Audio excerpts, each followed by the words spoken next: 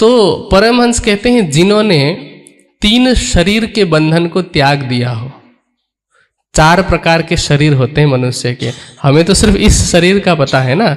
इस जो दिखाई देने वाला शरीर है उसको कहते हैं स्थूल शरीर, जो दिख रहा है, जो 5 तत्वों का बना हुआ है, जो इन कर्मेंद्रियों के द्वारा बना हुआ है, इसको कहते हैं स्थूल शरीर। लेकिन हमारा शरीर सिर्फ 5 तत्वों से तो नहीं बना है, इसमें ज्ञानेंद्रियां हैं, ठीक है, इसमें मन चित्त बुद्धि अहंकार जिसको हम अंतःकरण कहते हैं वो भी है, फिर जीव भी है उसके अंदर और आत्मा भी है।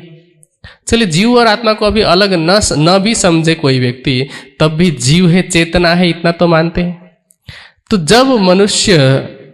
जब चेतना इस शरीर के अंदर है और शरीर भाव में है तो वो है स्थूल शरीर। फिर दूसरा है सूक्ष्म शरीर। सूक्ष्म शरीर में ये शरीर हट जाता है, जिसको हम छू सकते हैं, जिसको हम इन आंखों से प्रत्यक्ष कर सकते हैं, ये शरीर हट जाता है। अब क्या बचते हैं?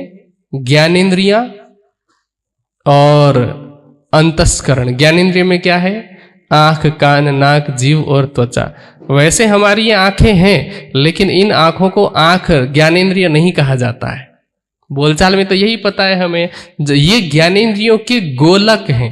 गोलक का मतलब सिर्फ दिखाई पड़ने वाला।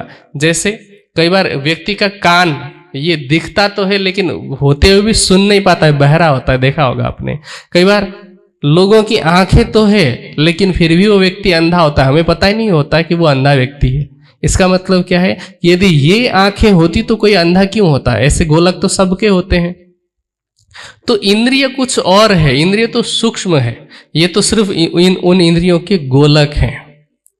तो सूक्ष्म शरीर में ये सब इंद्रियां रहती है, 5 ज्ञानेंद्रियां, अंतःकरण के 4 अंग, मन चित्त बुद्धि अहंकार और जीव। स्थूल में ये सभी शरीर, सूक्ष्म में यह हो गया, और कारण शरीर में ये ज्ञानेंद्रियां भी हट जाती है। अब क्या बचे? मन चित्त बुद्धि अहंकार और जीव। तथा कारण हट गया, अब महाकारण अवस्था में केवल जीव अपनी शुद्ध अवस्था में रहता है। अब मन चित्त बुद्धि अहंकार का भी वहां पर कोई काम नहीं, जीव सिर्फ दृष्टा बन करके देख रहा है।